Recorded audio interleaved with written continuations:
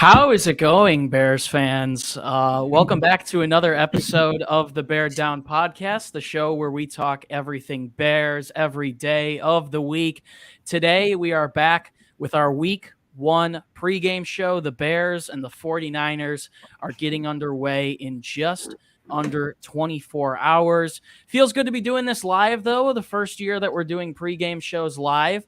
If you haven't done so already, whether you're listening on Twitter or YouTube or Spotify or Apple Podcasts later, drop a like, subscribe, follow. We're bringing you guys Bears coverage throughout the entirety of the 2022 regular season. I am your host, Chris Maltby, joined on my right by my co-host, Parth Shaw. Parth, feels good to be back. We've been putting out content all week. How are you feeling, my man? Doing great. Just getting ready. We got some college football today. Just watched Alabama pull it off against Texas. It was a great game to watch. And there's a lot more going on right now as we're recording right now, but just enjoying my Saturday. Yeah, some good college football to kick us into the weekend for sure. We are joined by a very, very special guest today, a good friend of the show as well. He's got almost 30,000 subscribers on YouTube, another almost 20,000 followers on Twitter. He is DaWindyCity Productions. He is Rishab. Rishab, thank you so much for joining us. Feels good to be here, back getting into the swing of things. How are you doing, my man? Doing pretty good, man. I can't wait for football to be back. Obviously, I was watching college football just like you guys were, and just nice to be back, talking about some football because it's been a long offseason for sure with everything they've been saying about our Bears this year. So, yeah, no, some live action.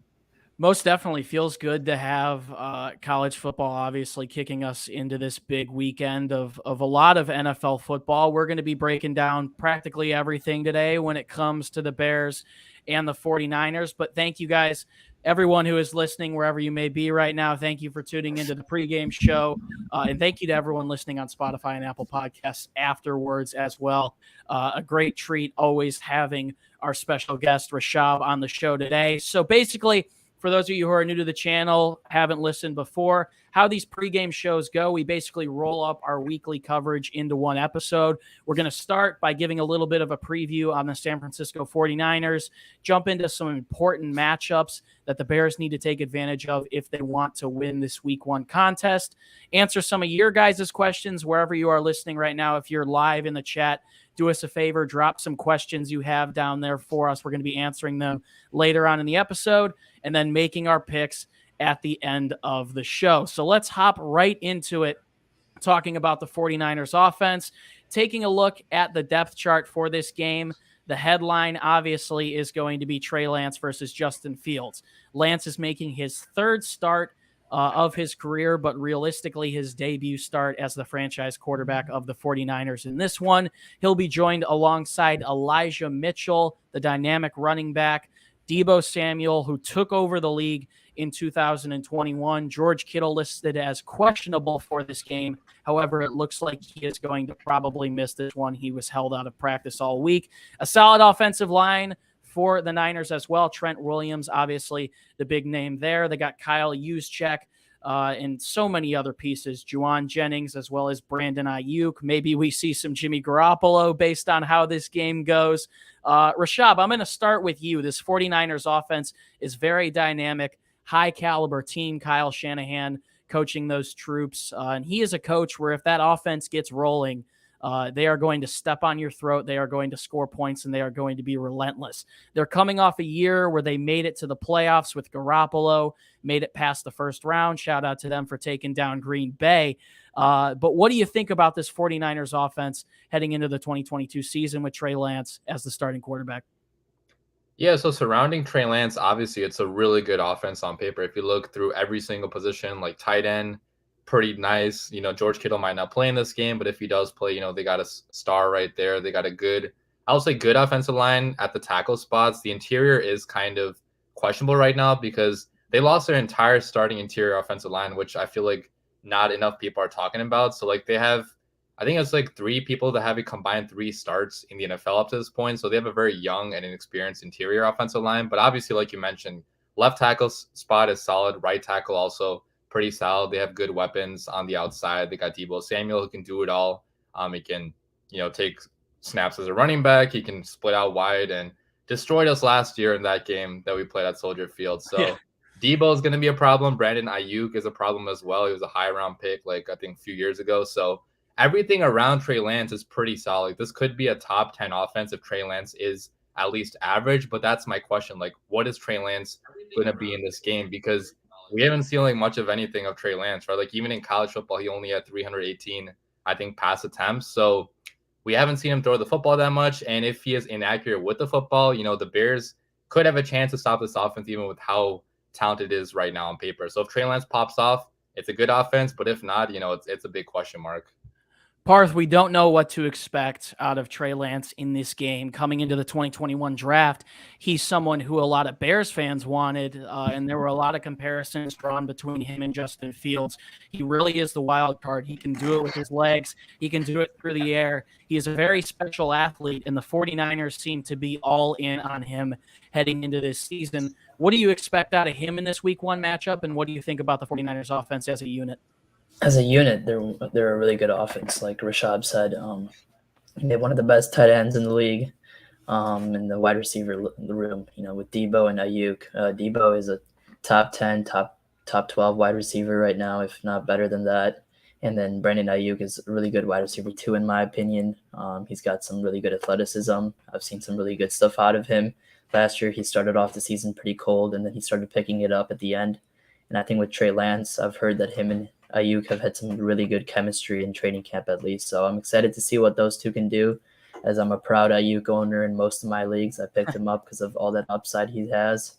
And I think this 49ers offense is really talented. And with Trey Lance, there's some question marks around him for sure. We haven't seen a lot of throws. Like Rishab said, he hasn't had many attempts in college or the NFL yet. But the thing is that he's very athletic and he's talented and he's big and he's got all the tools to succeed in the league. I don't know if you can put it all together in Week 1, though. That's the thing. So I think it takes time for him to do that. And I think that's what's going to help the Bears out against the Niners. It's that they got him early. It might be tough for Trey Lance to string together an impressive game in Week 1, but the same could be said about the Bears defense. You look at the unit that they currently have, many new pieces. Obviously, Ryan Poles comes in, I believe, January or February, basically wipes out the entirety of the starting defense outside of the secondary. New pieces at defensive end with Al-Quadin Muhammad. You've got Nicholas Morrow starting his first game in Chicago at linebacker. Angelo Blackson, Justin Jones, the 3-tech is going to be so important in this Bears defense. Robert Quinn does return. We're going to see Trevis Gibson get a lot of opportunities, potentially Sterling Weatherford, as well as Jack Sanborn at the linebacker position.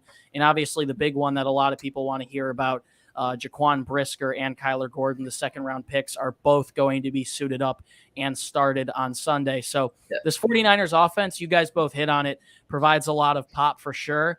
I think Kyle Shanahan is incredibly creative in his play design, and it could be a tough day. However, I do believe that the Bears will be able to get some pressure on Lance. I think the biggest thing, and we'll get to it a little later, is going to be actually shutting down the run game, trying to contain Deebo Samuel, Elijah Mitchell. Should be interesting to see how the Bears approach that this weekend. Talking a little bit about the 49ers defense. They run a base 4-3-D, a very successful defense in recent years. The Bears have a lot of new starters on their offensive line, and this defense is going to be absolutely swarming. It seems like Sam Mustipher is going to get the start for Chicago at the center position. He's going to be faced with a tough task in Javon Kinlaw. Eric Armstead also there at defensive tackle. Nick Bosa will be moved around. I'm sure Braxton Jones is going to see a lot of him. The secondary looking a little bit weaker for San Francisco heading into this game, with Jason Verrett out, as well as Jimmy Ward recently being put on injured reserve. Charvarius Ward, however, the free agent acquisition from Kansas City, is going to come over and probably shadow Darnell Mooney for most of this game.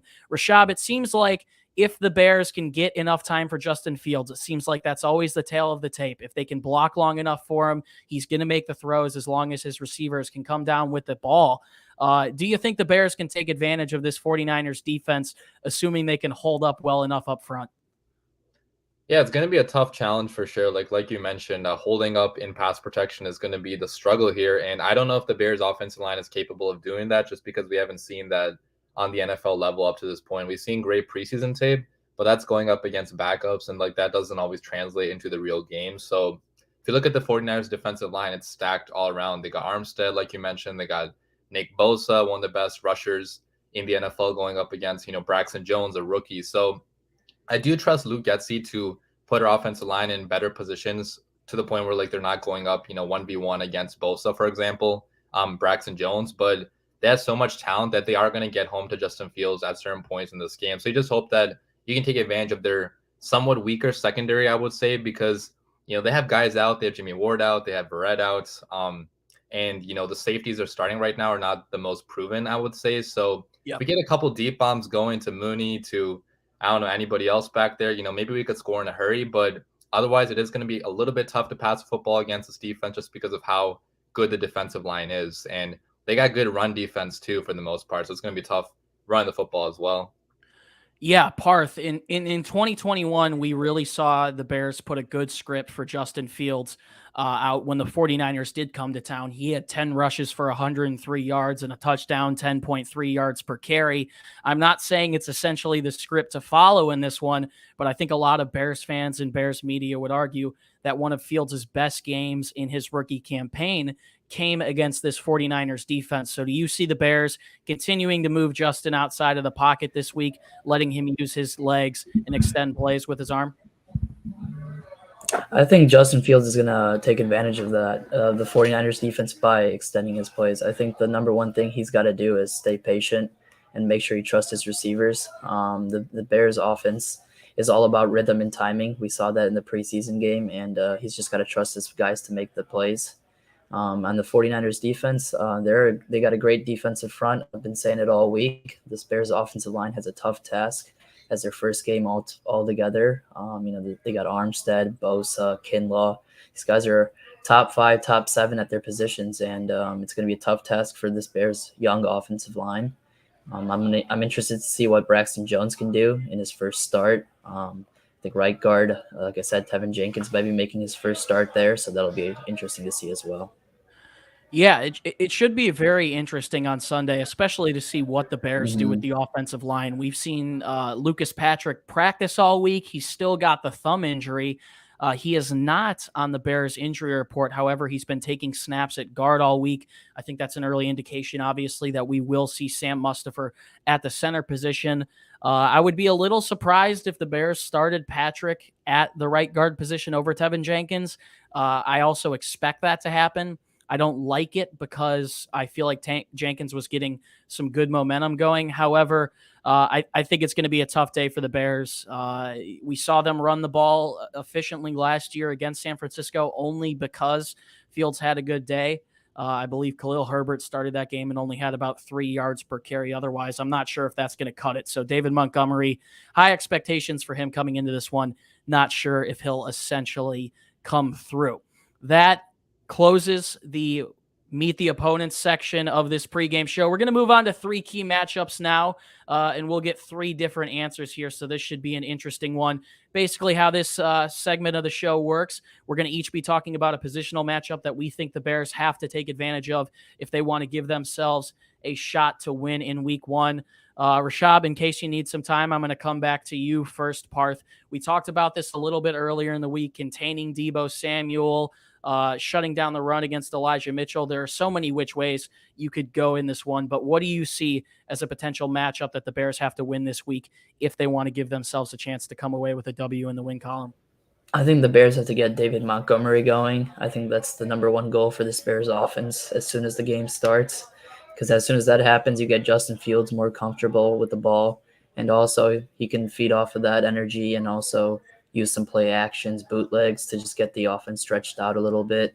And as having David Montgomery be efficient this year should be a big goal for the Bears, because last year he wasn't that efficient, and it definitely hurt the Bears, especially early on in the downs. When you run the ball, you want to get ahead of schedule and not behind. And the Bears last year were getting behind the schedule a lot, which definitely hurt the offense, meant longer third downs, and it definitely hurt Fields, who was still trying to adjust to the system and to the NFL. Yeah, I like that one a lot. It would be huge if the Bears could get the run game going in this one. I said it all week. I'll say it again now. Quarterback's best friend is a solid running game. So if the Bears can get Montgomery going, someone who is entering a contract year, potentially could be on his way out. The Bears have some good depth at that position with Treston Ebner, the really someone who you can use anywhere on the field, as well as Khalil Herbert. Obviously, Montgomery's got a lot to prove this year, and week one would be a very good start for him. I'm going to completely flip the script on what you said, and I'm going to say stopping the run is the most important matchup in this game. You could easily go and say shutting down Deebo Samuel in general, but taking a look at how this game panned out last year with pretty identical rosters, Elijah Mitchell absolutely gutted the Bears defense like they were fish. He had 18 carries for 137 yards, 7.6 yards per carry, a long rush of 40 yards, and a touchdown. Mitchell is someone who I think is a very underrated running back in this league.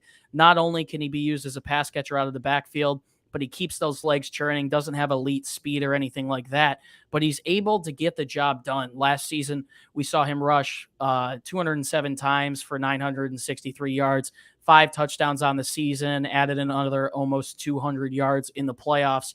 I think a lot of eyes are going to be on Trey Lance in this game. If George Kittle suits up, he draws a lot of attention as well. Deebo Samuel obviously is, and you can put him anywhere, is going to be demanding a lot of attention. So I think Elijah Mitchell is going to get a lot of opportunities, especially early in this game, to try and carry the load for the 49ers offense. I think if the Bears can shut him down, Roquan Smith hopefully will continue to keep up his all-pro caliber play. I think the Bears can win this one if they keep the 49ers run total at a minimum. Rishab, I'm going to pass it around to you before we head on to the next segment here. We already talked about the Bears getting the run game going, also shutting down the run defensively. What's a matchup that you think the Bears potentially have to take advantage of if they want a shot to win this one? Yeah, I'm going to go with getting interior pressure on Trey Lance because, like I mentioned, they're starting basically not rookies, but they're really young, inexperienced guys at both left guard, center, and right guard that have combined 3 starts in the NFL. So if you don't get pressure up the middle, where else is the pressure going to come from? Because Trent Williams is solid. McGlinchey has been pretty average, above average during his entire career. Mm-hmm. So Justin Jones, Armin Watts, whoever else plays in this game. By the way, Armin Watts last year against the same Niners team had a bunch of pressures. I think he had a sack against Jimmy Garoppolo too. So if Armin Watts, the newcomer, plays in this game, he's going to be important in getting pressure on the interior because last year in the same matchup, we didn't get any pressure at all on Jimmy G. I think we had maybe 1 pressure the entire game. I believe Khalil Mack was out of that game. That was the first game that he missed with his injury. So, we got to get pressure up the middle because right now our interior defensive line is probably the most, questionable spot on the defense right now because we haven't seen them, necessarily dominate on the NFL level. But if we get pressure up the middle on Lance, force him into making some mistakes, maybe we can get an interception or 2 and, get some more possessions for the Chicago Bears because our offense might struggle in this game with how, limited time we have had together. So yeah, definitely interior pressure would be nice to have. I think turnovers could be the tail of the tape in this game. No one really knows what to expect. And me and Parth were asked a question about turnovers earlier this week. If the Bears can continue to give their offense chances, keep the 49ers weapons off the field, that could really be a game changer in this one. So getting any pressure on Trey Lance is definitely important. The Bears, you're right, Rishab, didn't have any sacks on Jimmy Garoppolo a year ago. Seems like with Trey Lance on the field, that's going to be an even tougher task, but taking advantage on the interior there, where there are not many combined starts between their center right guard and left guard, most definitely important. And a lot of people seem to think that the Bears defensive line and their front 7 has regressed a lot. I personally don't believe that. I think they will be just fine, especially being coached by Matt Eberflus. All right, let's move into some of these fan-submitted questions, guys. As I mentioned earlier, we've got a couple already, but do us a favor. If you have any questions you want us to answer, drop them down in the comments. Let's start with this one here by CG, and this is most definitely an interesting one. He asks, if the Bears win tomorrow, do you guys think the nation's media narrative will change about the Bears, or will Trey Lance get a pass because he's new to everything? That's an interesting one, but Rishab, I'm going to pass it back to you. Seems like it's impossible to change the media's narrative about this team, but what do you think? What would a Bears win mean tomorrow? it might change some people's minds just because most people in the media think we're like the worst team in the NFL right now by far. Like some people are predicting us to lose by like 20, 30 points, which I can't see happening at all. So if we even stay competitive in this game, let alone win the game, yeah, it's going to change some people's minds. But then again, they could also use that excuse of Trey Lance being new, and they always come up with something. So I'm sure it'll be kind of split. Like some people will start to give us credit, some will still be against us. And if we prove this over the long run, then yeah, we'll probably get more credit, but I don't know. I'm sure Dan Orlovsky won't be impressed either way. No. But when I take a look at this question, I personally have to think about Justin Fields. I think that's something where the media's narrative can change. There is a lot of expectations for guys like Trey Lance, like Mac Jones, like Trevor Lawrence, like Zach Wilson when he's back and healthy, etc. A lot of people expect these second-year quarterbacks to take jumps in strides heading into year two. I think if Fields can put together a good game, it'll not only take a little bit of weight off of everyone's shoulders, but also I think it'll help his perception in the media a little bit. And I personally don't think Trey Lance deserves a pass, if I'm being completely honest. He was drafted higher than Fields for a reason. He was the wild card, the dark horse in that situation. And he's been sitting there for a year and has seen this offense move successfully. So I think regardless of how he plays tomorrow, I don't think he should get a pass just because it's his first real start as the 49ers franchise quarterback. Parth, you got anything to add here before we move on? We're not getting credit either ways. I mean, it's just something about the national media and the Chicago Bears. So, Gotcha. All right, let's move on to this one from Slim Jim. He asks, if our offense performs poorly like any given game from last year, would that destroy a lot of your hopes for the rest of the season? I'll start this one by simply saying no.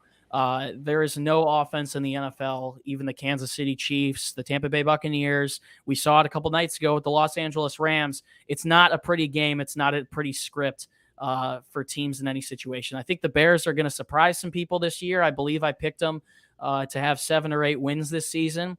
There are a lot of games that they can be competitive in that I think a lot of people are counting them out in. So this definitely won't destroy my hopes. It'll definitely feel like a punch to the gut coming off of that week 3 game where the offense looked so dominant against the Cleveland Browns first team defense.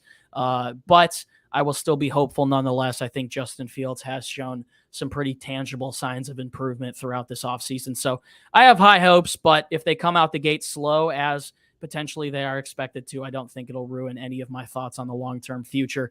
Rishab, I think it would be a little disappointing if the Bears came out of the gates a little slow, but it's definitely nothing that we aren't used to. How would your hopes for the rest of the season pan out if it is a little bit bad or abysmal or sloppy in this week 1 game?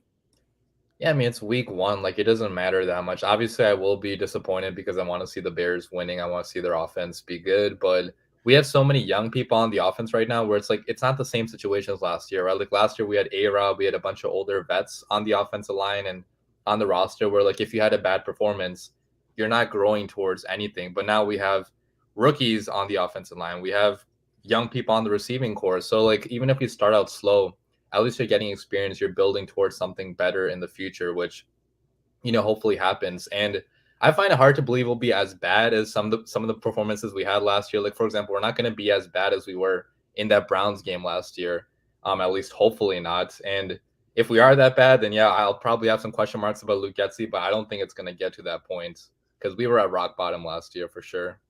I think something that's interesting when you look at this team this year, especially offensively, there are going to be numerous and countless opportunities for a lot of young players, even rookies, to step up and make a big impact early. There is a lot on Cole Kmet's shoulders this offseason, this regular season, potentially being a security blanket for Fields, being more of a red zone threat with Jimmy Graham gone. Guys like Treston Ebner could get a lot of play time early. Velus Jones will have a huge opportunity on his plate when he returns. Guys like Equinemius St. Brown, Byron Pringle, Braxton Jones, Tevin Jenkins on the offensive line. There is a big opportunity for a lot of these Bears players, unlike past years, to make a very big impact and their mark on this team right out of the gate. Parth, if they do start off a little bit slowly offensively, what will your hopes be for the offense the rest of the year? I mean, it's part of the process. There's gonna be growing pains in a new offense. I'm excited to see what Luke Getsy can do, though. I'm hoping the pains don't last too long. As a Bears fan, we've been hoping for a good offense for a long time at this point, and I just want to see something that's dynamic. And I think that's what Luke Getsy's here to do. And I think Justin Fields and him have shown that they've had a really good relationship throughout the training camp, and I'm excited to see what they can do. Yeah, very hopeful for a lot of these young players. On the defensive side, too, it should be interesting. We're going to go to 2 more questions here. We'll be quick with these.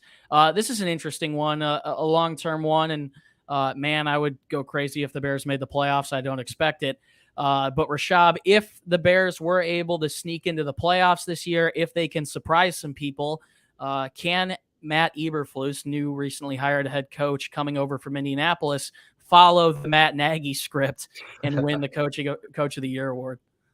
100%. I mean, this team is predicted to win like 3 games this year, right? So if you somehow get to the playoffs, that means you're probably a good coach. So yeah, if we sneak in even as like the 7th seed, there will be some votes, I think, going to Coach Flus just because of how good of a job you have to do to get this roster into the playoffs. So yeah, I would say yes. I absolutely agree. I think that would absolutely shock the world. I believe the Bears over under for games 1 right now is at 6.5, which is a tough number to bet, whether you're going either way. But Parth, anything to add here? You think if the Bears can somehow sneak on in, Coach of the Year is coming back to Chicago in 2022?